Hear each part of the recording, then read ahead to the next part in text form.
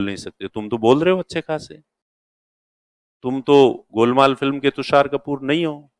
और तुम्हें हर चीज को तब तक याद करना है जब तक कि वो बहुत अच्छे से याद ना हो जाए।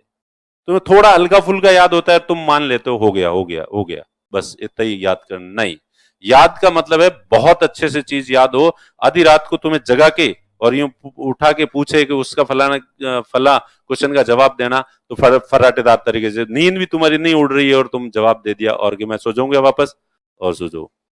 अगर इस तरह से याद है तो उसको याद समझो, उस तरह से याद नहीं है तो अपने आप को धोखा दे रहे हो, गलत अपने आप को फालतू सांत्वना दे रहे हो, चीजें तुम्हें याद है।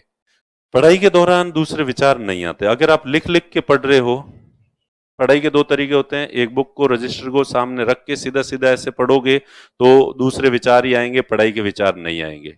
और अगर आप लिखने बैठ जाते हो तो आपका दिमाग कहीं नहीं जाता, लिखने में ही बिजी रहता है। तो लिख लिख के अगर आप पढ़ते हो तो आपका कंसंट्रेशन 100% जो है वो बना रहता है, इधर उधर आपका दिमाग नहीं जाता। और मेरा मानना ये था, मैंने जब भी पढ़ाई की तो मैं हमेशा ही जो है टेबल चेयर पे बैठ के जो है वो चेयर पे बैठा हूं, टेबल मेरे सामने है, रफ रजिस्टर है मेरे सामने और मेरे पास में पेन है।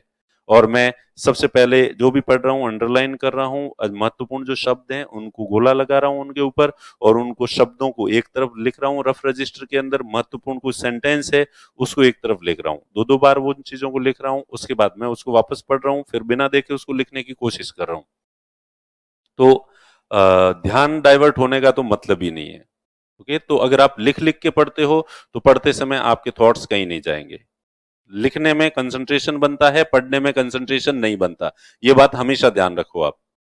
इसलिए पढ़ाई का मतलब ही है, अगर आप लिख लिख के पढ़ रहे हो आपका कंसंट्रेशन बनेगा, आपका ध्यान कहीं इधर उधर नहीं जाएगा। और सीधी बुक लेके पढ़ रहे हो, ये पढ़ाई है ही नहीं, ये बकवास है, वेस्टेज ऑफ टाइम है। और उस समय आपका ध्यान, आपका कंसंट्रेशन वहां रह ही नहीं सकता। आप क्या, दुनिया में इंटेलिजेंट से इंटेलिजेंट व्यक्ति का भी ध्यान वहां नहीं रह सकता। तो इसलिए हमेशा लिख लिख के पढ़ो, और लिख लिख के पढ़ोगे तो दूसरे थॉट्स आएंगे ही नहीं आपके दिमाग के अंदर, आपका पूरा ध्यान वहीं रहेगा जो चीज आप लिखोगे। ऐसे ही पढ़ते हो वैसे तो, और रोजाना के 10 से 15 से 20 पन्ने जो है वो आपको रफ के भरने हैं। अगर आप 15-20 पन्ने रोजाना रफ के भर रहे हो घर जाके पढ़ाई करते समय, तो आप पढ़ाई कर रहे हो। 20 पन्ने भर रहे हो तो आप सही से अच्छी पढ़ाई कर रहे हो, 15 पन्ने भर रहे हो तो ठीक ठाक पढ़ाई कर रहे हो, और 10 पन्ने तक भर रहे हो तो आपकी पढ़ाई कोई ज्यादा अच्छी नहीं है, और उससे कम पन्ने भर रहे हो तो आपकी पढ़ाई बहुत ही ज्यादा बुरी है। इसलिए खुद का इवोल्यूशन करना है, रफ रजिस्टर अपने पास रखो और रोजाना आपने कितने पन्ने भरे हैं ये नोटिस कर लो आप, वो पढ़ाई का आपका पैरामीटर है। ओके, तो इस वजह से जो इस तरह से मैं इस पढ़ाई के बिस्तर पे लेटे लेटे पढ़ रहे हैं, बैठे बैठे पढ़ रहे हैं, बालकनी में चेयर लगा के बैठ के पढ़ रहे हैं, वो पढ़ाई रजिस्टर सामने लेके पढ़ रहे हैं, ये पढ़ाई होती ही नहीं है, वेस्टेज ऑफ टाइम है।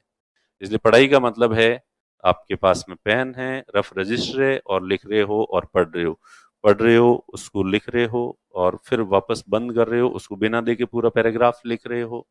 लिख लिख के पढ़ने का मतलब क्या होता है पता है? पहले जो चीज पढ़ रहे हो उस पहली बार उसको पढ़ो, महत्वपूर्ण जो भी शब्द आते हैं उनको अंडरलाइन करो या उनके ऊपर गोले लगाओ सीधा सीधा रजिस्टर में। उसके बाद उनको रफ रजिस्टर में केवल महत्वपूर्ण जो शब्द होते हैं उनको लिखो।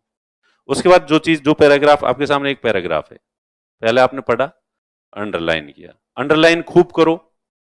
एक रजिस्टर को, बुक को पढ़ते हो, पहली बार में अंडरलाइन करो, ज्यादा महत्वपूर्ण लगता है गोला लगा दो, और ज्यादा महत्वपूर्ण लगा है गोला भी लगा दो, ऊपर बॉक्स बना दो, शब्द के पास में स्टार लिख दो, किसी के आगे वेरी इंपॉर्टेंट लिख दो, इस तरह से लिखो।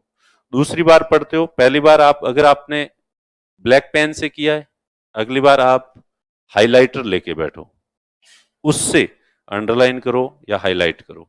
तीसरी बार पढ़ रहे हो, ग्रीन पेन लेके बैठो, सेम चीज को, क्योंकि एक एक रजिस्टर को या एक बुक को 2 बार 3 बार पढ़ते हैं अपन, हर बार अलग कलर का पेन आपके पास होना चाहिए, ताकि जब भी चौथी बार पढ़ोगे तो आपको ये रियलाइज होगा कि आप इस चैप्टर को इससे पहले 3 बार पढ़ चुके हैं। एक बार जब लाल पेन से गोला किया था, दूसरी बार जब हरी पेन से किया था, तीसरी बार जब हाइलाइटर से किया था, चौथी बार जब पेंसिल से किया था। और वो साइकोलॉजिकल बढ़त देती है आपको, आपको फील करवाती है कि हाँ आप इतना इसे पढ़ चुके हैं पहले। और ये भावना आते ही आधी से ज्यादा चीजें स्वतः आपके अंदर आ जाती। तो पहली बार पैराग्राफ को पढ़ा, अंडरलाइन किया, उसके बाद उस पैराग्राफ को दोबारा देखो, जो जो अंडरलाइन किए थे उन शब्दों को अलग से लिखो। फिर किसी सेंटेंस को पूरा सेंटेंस ही महत्वपूर्ण लगा था, उसको अंडरलाइन किया है, उस पूरे सेंटेंस को रफ में लिखो। फिर शब्दों को अच्छे से याद करो, उस सेंटेंस को याद करो, उसके बाद उसको पैराग्राफ को पूरे को पढ़ो, फिर उसको बंद करो और पूरे पैराग्राफ को एज इट इज बिना देखे लिखने की कोशिश करो। और आपके दिमाग में पूरा रजिस्टर का पन्ना यूं के यूं छप जाना चाहिए। और वैसे मेरा मानना है कुछ लोग जो है साइंस बैकग्राउंड के जो लोग होते हैं, जिनके फेमस डायलॉग होते हैं, एक्चुअली क्या है न कि मैं रट नहीं सकता, मैं चीजों को समझ सकता हूं। ऐसा लगता है ना आप में से कई लोगों को? अब मैंने पहले कह दिया इसलिए, वरना मैं पूछता हूँ ऐसे कितने लोग हैं जिनको लगता है कि वो चीजों को समझ तो सकते हैं लेकिन रटना उनको थोड़ा मुश्किल लगता है कोई आप में से? अब तो कोई हाथ खड़ा नहीं करेगा। ऐसे मैं नॉर्मली पूछता हूँ तो साइंस वाले लोगों के एक ये थोड़ी गलत फहमी होती है, एक्चुअली क्या है नहीं कि मैं साइंस से हूं तो मैं चीजों को समझ तो सकता हूं लेकिन रट नहीं सकता। और तुम ये आर्ट्स वाले तुम लोग कैसे रट लेते हो ऐसी चीजें? तो दुनिया में दो तरह की चीजें होती है, एक वे जिन्हें रटी जा सकती है और दूसरी वो जिन्हें समझा जा सकता है। जो रटी जा सकती है उन्हें कोई समझ नहीं सकता और जो समझी जा सकती है उन्हें कोई रट नहीं सकता। इसलिए समझना और रटना दोनों पढ़ाई का हिस्सा है और दोनों ईश्वर की देन है। और अगर ईश्वर ने तुम्हें एक चीज दी है और दूसरी चीज नहीं दी है तो तुम दया के पात्र हो। इस पे ज्यादा घमंड करने की जरूरत नहीं है। तुम्हारे प्रति अफसोस है, तुम्हारे प्रति हमारी सहानुभूति है कि ईश्वर ने तुम्हें ये हुनर क्यों नहीं दिया। और आरएस और आईएएस की तैयारी में समझने से ज्यादा रटने की क्षमता जिनमें होती है वो ज्यादा काम आती है। समझने की चीज तो समझनी ही पड़ेगी, उसको कोई रट नहीं सकता, और रटने की चीज को कोई समझ नहीं सकता। संख्या है 1 2 3 4 5 6 7 8 याद ही करनी पड़ेगी। एबीसीडी है, इसको तो याद ही करना पड़ेगा, इसको समझोगे क्या? हाँ, उसके बाद इस शब्द का, इस संख्या का मतलब क्या है, जोड़ बाकी गुणा भाग करते हैं, वो समझना ही पड़ेगा। उसको तुम रट नहीं सकते सारी चीजों को। ओके, तो इस वजह से जो है वो रटने की चीज रटने की होती है, तो वो रटना का हुनर भी आप में होना चाहिए। तो एज इट इज पेज का पेज आपके दिमाग में क्लियर होना चाहिए। आपको कहा जाए पूरा पेज है, आपने पढ़ लिया और बिना देखे लिखना है, एज इट इज तुम जो है वो उसको लिख सकते हो। तो उस तरह से अगर याद करते हो तो वो पढ़ाई है। सतही तौर पे चीजों को पढ़ा और तुम्हें ऐसा लगता है कि शायद तुम्हें पता है, तो फिर वो पढ़ाई नहीं है। मैं किसी स्टूडेंट को खड़ा करता हूं कि चलो कल जो पढ़ाया था वो बताओ।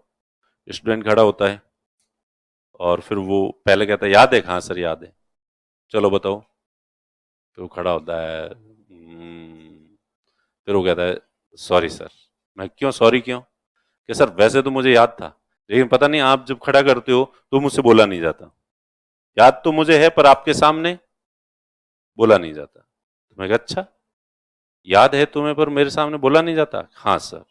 फिर मैं पूछता हूँ अच्छा अपना नाम बताओ, वो फटाक से बता देता है। पिताजी का नाम बताओ, वो बता देता है। कौन से डिस्ट्रिक्ट से हो? बता देता है। कौन से गांव से हो? बता देता है। 10th कब की थी? बता देता है। 12th कब की थी? बता देता है। ग्रेजुएशन कब की थी? बता देता है। सब्जेक्ट क्या थे ग्रेजुएशन में? बता देता है। मैं तुम तो कह रहे हो मैं तुम्हें खड़ा करता हूं तो तुम बता नहीं सकते, बोल नहीं सकते। तुम तो बोल रहे हो अच्छे खासे, तुम तो गोलमाल फिल्म के तुषार कपूर नहीं हो। ठीक है, तो सर अब ये तो इतनी सिंपल बातें पूछोगे तो वो तो बताऊंगा ही। तो ये बातें कोई सिंपल या टफ नहीं होती, ये बातें तुम्हें अच्छे से याद है क्योंकि रोज बहुत अच्छे से याद है। तो जो चीज अच्छे से याद होती है वो हम बोल देते हैं और जो चीज अच्छे से याद नहीं होती है वो हमसे नहीं बोली जाती। तो इसलिए तुम ये कहो कि जो तुम पढ़े हो वो चीज तुम्हें बहुत अच्छे से याद नहीं है और तुम्हें हर चीज को तब तक याद करना है जब तक कि वो बहुत अच्छे से याद ना हो जाए। तुम्हें थोड़ा हल्का फुल्का याद होता है, तुम मान लेते हो गया हो गया हो गया, बस इतना ही याद करना। नहीं, याद का मतलब है बहुत अच्छे से चीज याद हो। आधी रात को तुम्हें जगा के और यूं उठा के पूछे कि उसका फला क्वेश्चन का जवाब देना, तो फराटेदार तरीके से नींद भी तुम्हारी नहीं उड़ रही है और तुम जवाब दे दिया और कि मैं सो जाऊंगा वापस, और सो जाओ।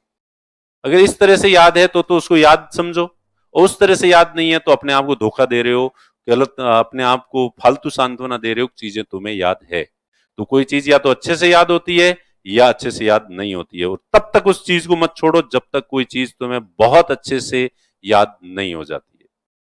ओके। तो बहुत अच्छे से चीज याद होगी तो तुम फराटेदार तरीके से बता दोगे, और नहीं होगी तो तुम नहीं बता